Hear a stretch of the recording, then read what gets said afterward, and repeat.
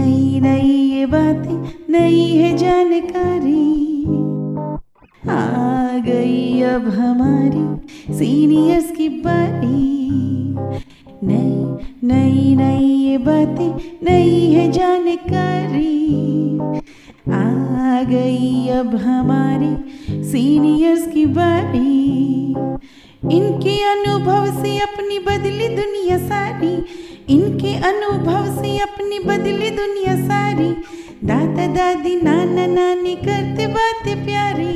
सुन लो तुम, समझ लो तुम, हाँ सुन लो तुम, समझ लो तुम, सुन लो तुम, समझ लो तुम, बात ये हमारी।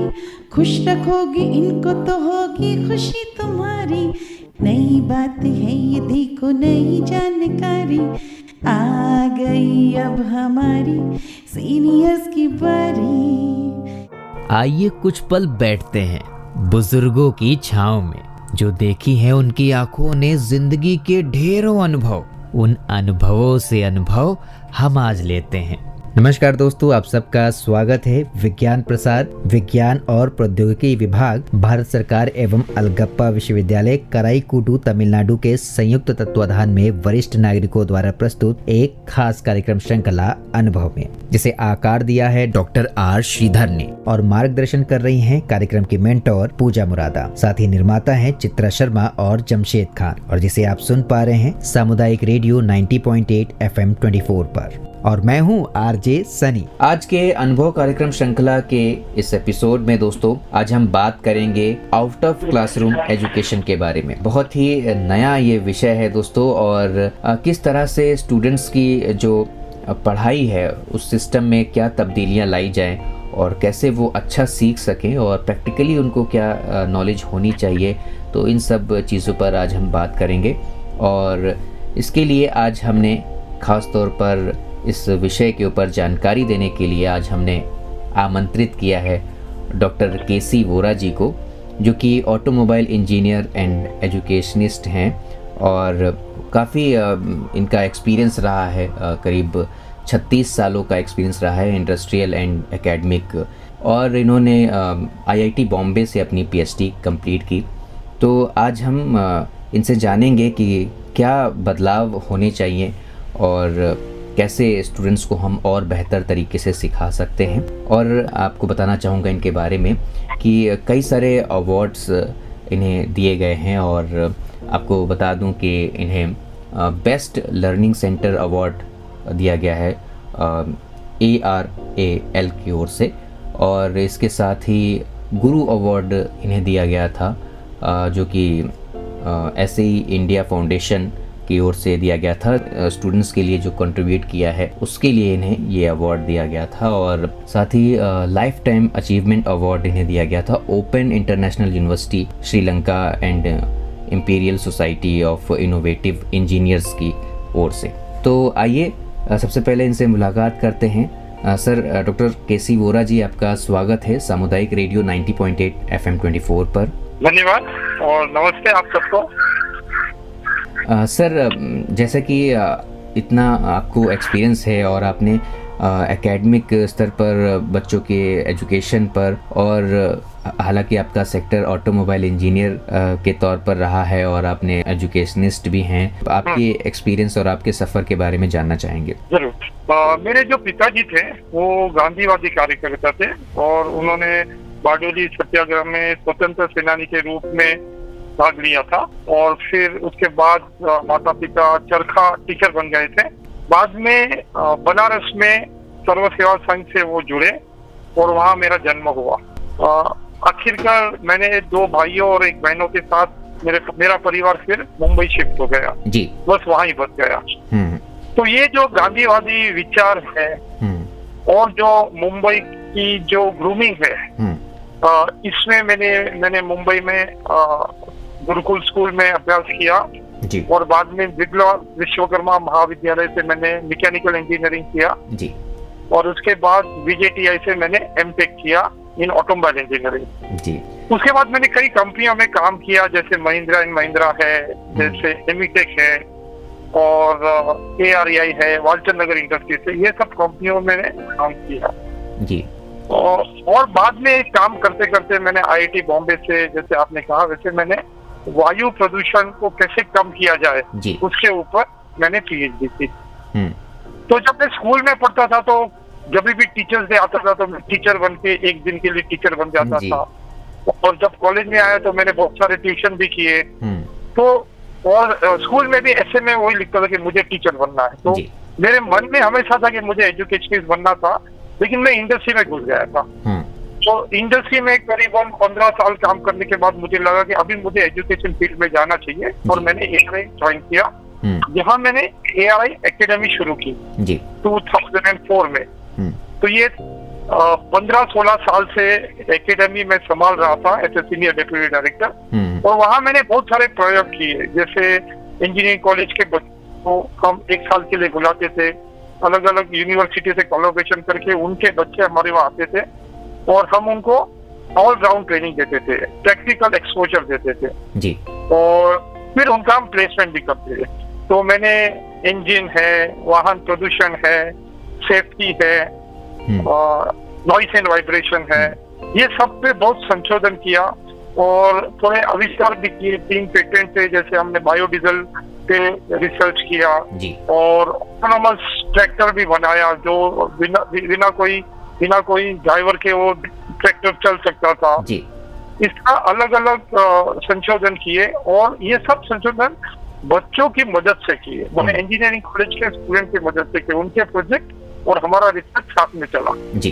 तो जब ये मैं सिखाता था बच्चों को, तो मुझे ऐसा लगा कि ये जो हम सीख दे रहे हैं वो कुछ बराबर नहीं है जो 4 दीवारों के बीच में रहती है। मैंने आप या तो ब्लैक बोर्ड ले लो या तो LCD प्रोजेक्टर से तुम्हारा PPT दिखा दो जी। मैं समझ रहा था कि इससे सिर्फ 10% लोगों को ही 10% या 20% स्टिमुलेशन हो रहा था, इसलिए मैं कुछ अलग करना चाहता था जी। आपका ये जो एकेडमिक एक्सपीरियंस रहा है वो कैसा रहा है, बच्चों को लेकर के आपका क्या तजुर्बा रहा है कि बच्चों को जो आज हम एजुकेशन देते हैं, देखते हैं कि बहुत सारे बच्चे आज सॉफ्टवेयर इंजीनियर बनना चाहते हैं। ज्यादातर क्या होता है कि एक समय में एक ही दिशा की ओर बच्चे चल पड़ते हैं, तो इस पर आपका क्या कहना है? करंट टाइम पे ज्यादा बच्चे किस तरफ ज्यादा अग्रसर हैं?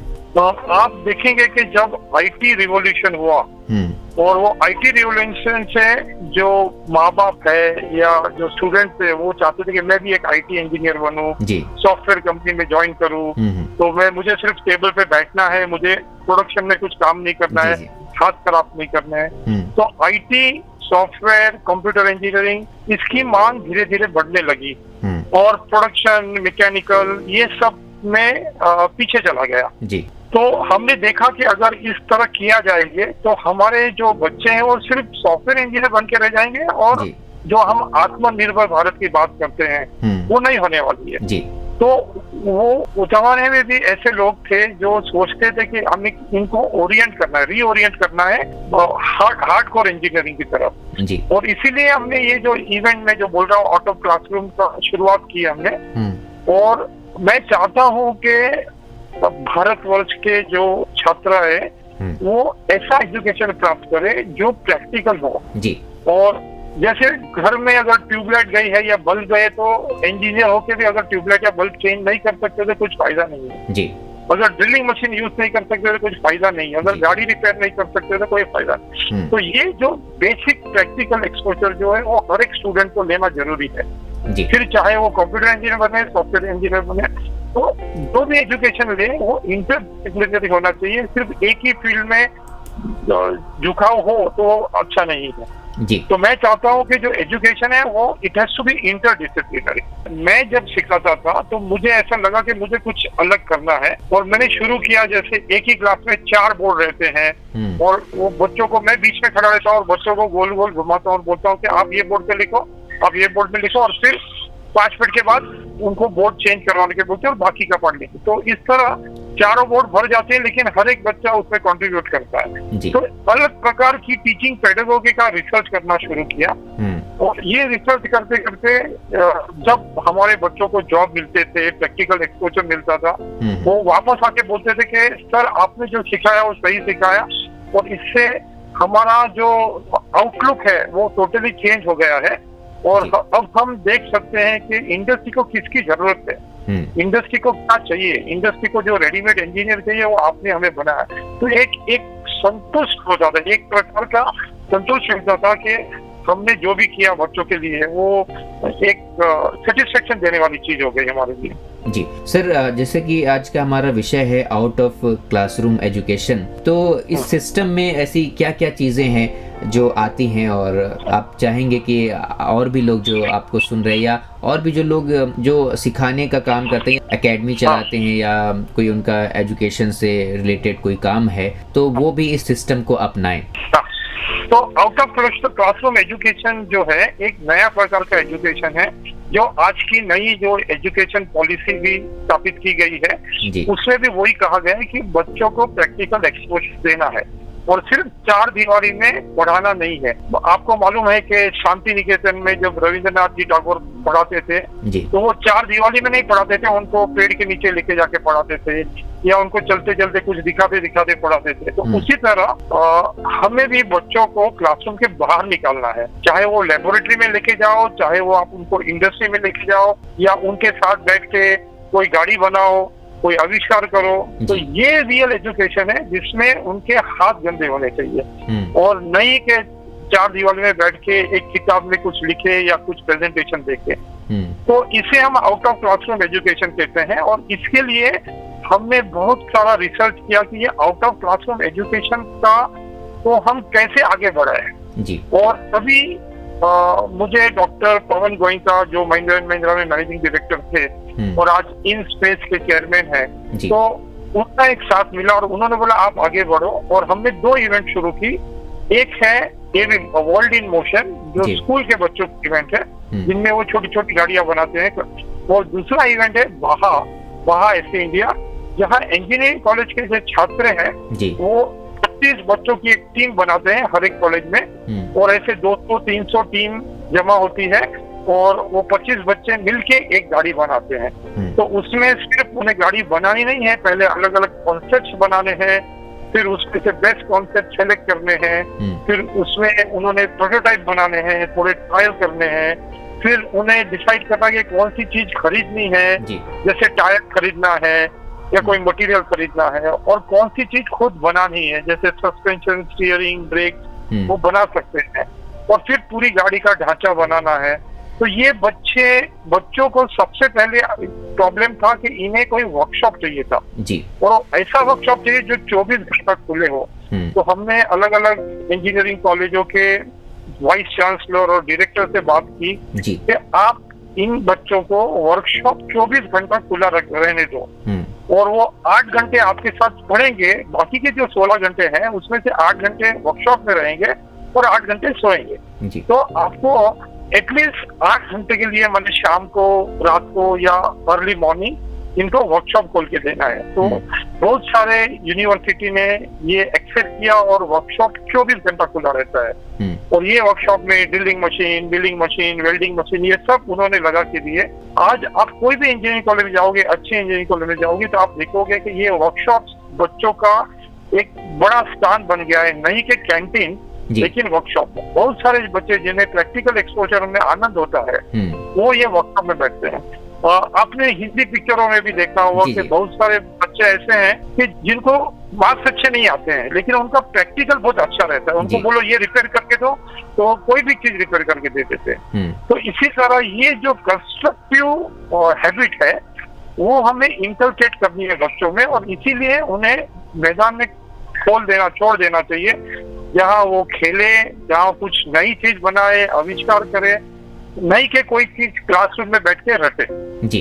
तो ये जो आउट ऑफ क्लासरूम है इसमें बच्चों को team work, presentation skills, time management ये सब भी सीखना है और मार्केटिंग भी सीखना है। जैसे उन्हें अगर गाड़ी बनानी है और 2 लाख चाहिए तो उन्हें स्पॉन्सरशिप भी चाहिए जी। तो मार्केटिंग स्किल्स भी आनी चाहिए, कॉस्टिंग स्किल्स आनी चाहिए, डिजाइन स्किल्स आनी चाहिए जी। तो टेक्निकल एंड नॉन टेक्निकल दोनों स्किल्स जो है वो आनी चाहिए। तो थैंक यू वेरी मच। बहुत बहुत धन्यवाद सर, सामुदायिक रेडियो की ओर से धन्यवाद। दोस्तों फिलहाल आज का ये प्रोग्राम आपको कैसा लगा आप हमें जरूर बताइएगा fmbhiwadi@gmail.com पर। और अब वक्त हो चुका है आप सभी से विदा लेने का।